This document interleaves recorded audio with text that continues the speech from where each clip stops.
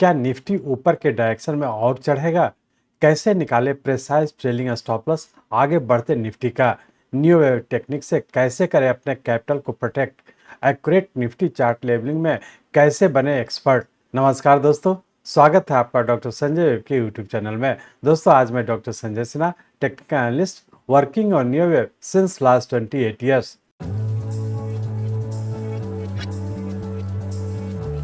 Start करने से पहले मैं समझता हूं कि आप लोग निश्चित रूप से डिस्क्लेमर को अच्छे से देखकर पढ़कर समझ लिए होंगे। इस चैनल पर दिए गए सभी कंटेंट एजुकेशनल पर्पस से बनाए गए हैं और इसका उद्देश्य किसी भी प्रकार की एडवाइस या रिकमेंडेशन करना नहीं है। हम सेबी रजिस्टर्ड फाइनेंशियल एडवाइजर नहीं है, इसलिए हम आपको स्ट्रिक्टली सलाह देते हैं कि अपने प्रोफेशनल के कंसल्टेशन के बिना आप कोई भी डिसीजन, फाइनेंशियल इन्वेस्टमेंट, ट्रेडिंग या कुछ भी ना करें। कुछ भी प्रॉफिट या लॉस होता है तो उसके लिए रिस्पॉन्सिबल आप खुद होंगे। ये चैनल न्यू वेव एनालिसिस के लिए समर्पित है। कमिंग वीक में निफ्टी के मोस्ट प्रोबेबल पाथवे समझने के लिए हमसे जुड़े। इस वीडियो में हम लास्ट वीक के निफ्टी के एक्शन को न्यू वेव के रूल्स से अनफोल्ड करेंगे। हम रियल टाइम चार्ट पर इस वीक के वेव पैटर्न को टाइम वाइज, प्राइस वाइज और वॉल्यूम वाइज तीनों फैक्टर्स पर फोकस कर समझेंगे, जो हमें क्लियरली दिखाएगा कि आगे क्या होने की प्रोबेबिलिटी है। दोस्तों, करंट सिचुएशन में निफ्टी ऊपर की चढ़ाई जारी रखे हुए है। हम ट्रेलिंग स्टॉप लॉस को मजबूती से पकड़कर आगे बढ़ने पर जोर देते हैं। हम systematic risk management plan creation पर जोर देते हैं। हम हिस्टोरिकल डाटा को इंक्लूड करते हुए फ्यूचर वेव पैटर्न बताते हैं। हमारे साथ जाने निफ्टी पर न्यू एनालिसिस के basic and advance outlook, trade and investment में इंटर करने और एग्जिट करने में टाइमिंग के महत्व को समझें। सीखे chart labelling on real time Nifty chart by new wave method. Nifty के अपवर्ड ट्रैजेक्टरी को इजी एंड लूसिड वे में समझें। आए हमारे डिसिप्लिन सब्सक्राइबर बनकर बेहतर रिटर्न्स की जर्नी स्टार्ट करें। न्यू एनालिसिस के अनलिमिटेड पावर को सीखें। तो बिना देरी किए और इन सभी चीज़ों को समझने के लिए चलिए हम लोग चलते हैं निफ्टी के रियल टाइम चार्ट पर। ये निफ्टी का हम लोग का डेली चार्ट है। इस डेली चार्ट में हम लोग देख रहे हैं कि हम लोग का यहाँ पे एक इम्पल्स वेव जो 13th वेव के फॉर्म में कंप्लीट करने के बाद और यहाँ पे हम लोग का वेरी शॉर्ट टर्म और शॉर्ट टर्म दोनों टाइम फ्रेम का मेरा कंप्लीट करके और ये हमारे जो नीचे कंप्लीट किया ये हमारा 14th वेव हो गया और इसका पुनः हम लोग 15th वेव के फॉर्म में ऊपर कंटिन्यू कर चुके हैं। अब हम लोग ये देखने की कोशिश करेंगे कि यहाँ पे हम लोग का 14th वेव पूरा करने का 15th वेव के फॉर्म में जो ऊपर कंटिन्यू किया है इसका सबऑर्डिनेट वेव किस पैटर्न में है और आने वाले समय क्या होने की संभावना है। तो इसलिए हम लोग इस डेली चार्ट को कन्वर्ट करते हैं आवरली चार्ट में।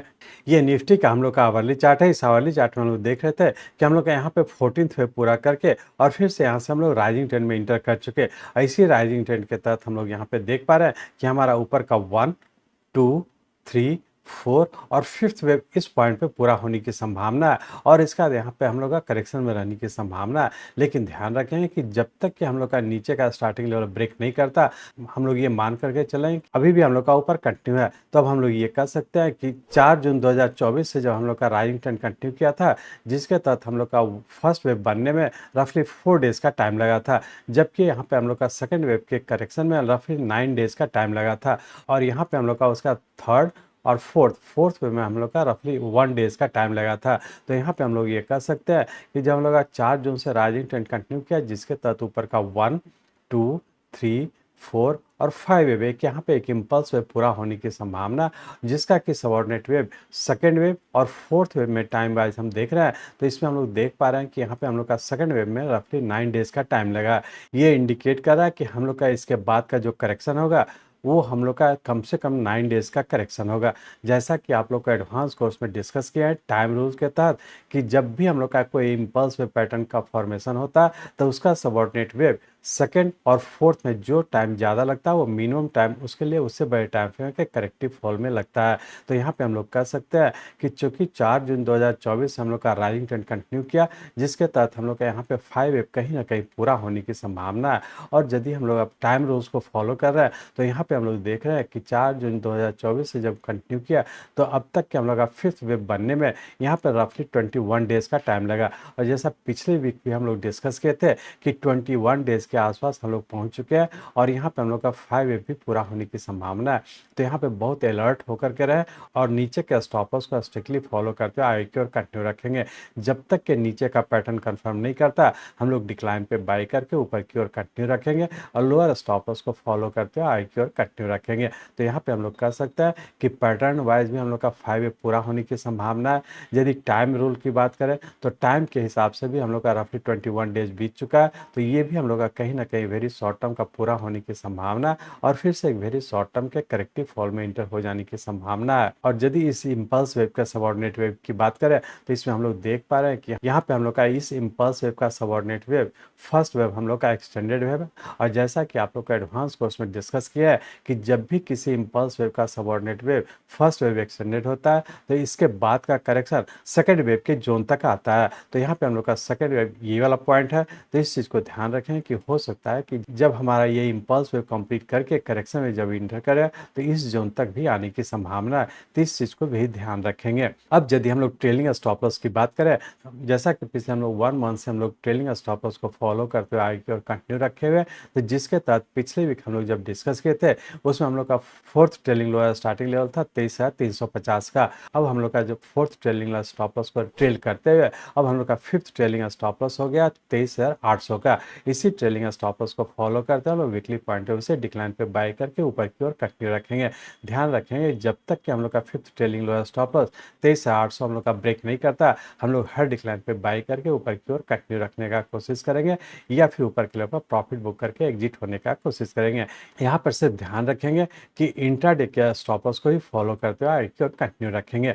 अब पूरे वीक के लिए बात करें तो पूरे वीक के लिए रेंज बाउंड के तहत हो सकता है कि नीचे 24,000 और ऊपर का 24,600 इसी रेंज बाउंड में रहने की संभावना। लेकिन पूरे वीक के लिए जो लोअर स्टॉप लॉस होगा 23,800 का होगा। इसी स्टॉप लॉस को ध्यान में रख करके वीकली पॉइंट से रेंज बाउंड में ट्रेड करने का कोशिश करेंगे। लेकिन ध्यान रखें डिक्लाइन पे बाय करके ऊपर के लेवल पर प्रॉफिट बुक करने का कोशिश करेंगे। और एक चीज़ और ध्यान रखें, चूंकि हम लोग का यहाँ पे एक 5 वेव पूरा होने की संभावना है तो यहाँ पे बहुत एग्रेसिव होकर के लॉन्ग पोजिशन बनाने का कोशिश नहीं करेंगे। हाँ, यदि करते हैं तो ऊपर के लेवल पर जो प्रॉफिट बुक करके और स्टॉप लॉस को फॉलो करते हुए आगे की ओर कंटिन्यू रखेंगे। अब हम लोग देख लेते हैं कि मंडे ट्यूसडे को क्या होने की संभावना है। तो इसके लिए हम लोग इस आवरली चार्ट को कन्वर्ट करते हैं 15 मिनट के चार्ट में। यहाँ पे हम लोग 15 मिनट के चार्ट में आ चुके हैं। इस 15 मिनट के चार्ट में हम लोग देख रहे हैं कि हम लोग का थर्ड वेव इस पॉइंट पे कंप्लीट किया था और इसका यहाँ पे फोर्थ वेव जिसके तहत ए बी सी यहाँ पे हम लोग का फोर्थ वेव कंप्लीट करके और पुनः हम लोग फिफ्थ वेव के फॉर्म में ऊपर कंटिन्यू किए जिसके तहत ऊपर का 1 2 3 4 और 5 इस पॉइंट पे कंप्लीट किया। लेकिन यहाँ पे हम लोग का पैटर्न कंफर्म नहीं किया था तो ये इंडिकेट हो रहा था कि ये हम लोग का करेक्टिव है। तो उसी करेक्शन के तहत नीचे का ए बी सी इस पॉइंट पे पूरा करके और पुनः हो सकता है कि फिर से एक एक्सटेंशन में रहने की संभावना है। तो हम लोग ये कह सकते हैं कि मंडे ट्यूसडे के रेंज बाउंड के तहत नीचे का 24,250 ऊपर का 24,500 इसी रेंज बाउंड में रहने की संभावना। नीचे का स्टॉप लॉस रखेंगे 24,000 इसी स्टार्टिंग लेवल को फॉलो करते हैं हम लोग डिक्लाइन पे बाय करके ऊपर की ओर कंटिन्यू रखेंगे। तो इस तरह से हम लोग कह सकते हैं कि इंट्राडे के पॉइंट ऑफ व्यू से लोअर स्टॉप लॉस को फॉलो करते हैं डिक्लाइन पे बाय करके ऊपर के लेवल पर प्रॉफिट बुक करें और यदि होल्ड करते हैं तो लोअर स्टॉप लॉस को फॉलो करते हुए आगे की ओर कंटिन्यू रखेंगे। वीकली पॉइंट ऑफ व्यू से बात करें तो इसमें भी हम लोग का fifth trailing lower stop loss को फॉलो करते हैं डिक्लाइन पे बाय करके ऊपर के लेवल पर प्रॉफिट बुक करने का कोशिश करेंगे। लेकिन ध्यान रखें चूंकि हम लोग का टाइम वाइज हम लोग का पूरा होने की संभावना और पैटर्न वाइज भी हम लोग का पूरा होने की संभावना तो बहुत एग्रेसिव होकर के लॉन्ग पोजिशन बनाने का कोशिश नहीं करेंगे। वेरी शॉर्ट टर्म की बात करें तो वेरी शॉर्ट टर्म भी जो रफली हम लोग का 21 डेज का होता है ये भी पूरा होने की संभावना है। तो हम लोग का वेरी शॉर्ट टर्म के पॉइंट ऑफ व्यू से बहुत एग्रेसिव होकर के लॉन्ग पोजिशन बनाने का कोशिश नहीं करेंगे। यदि बनाते हैं तो वीकली पॉइंट ऑफ व्यू से जो स्टॉप लॉस दे रहा है उसी को फॉलो करते हुए आगे की ओर कंटिन्यू रखेंगे। लेकिन इस चीज को ध्यान रखेंगे कि जब तक के नीचे का स्टॉप लॉस ब्रेक नहीं करता किसी भी टाइम फ्रेम का शॉर्ट पोजिशन बनाने से बचने का कोशिश करेंगे।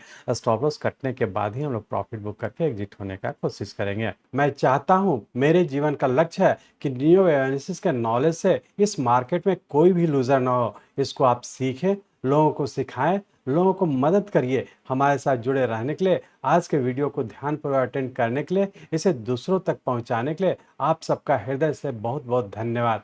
जय हिंद।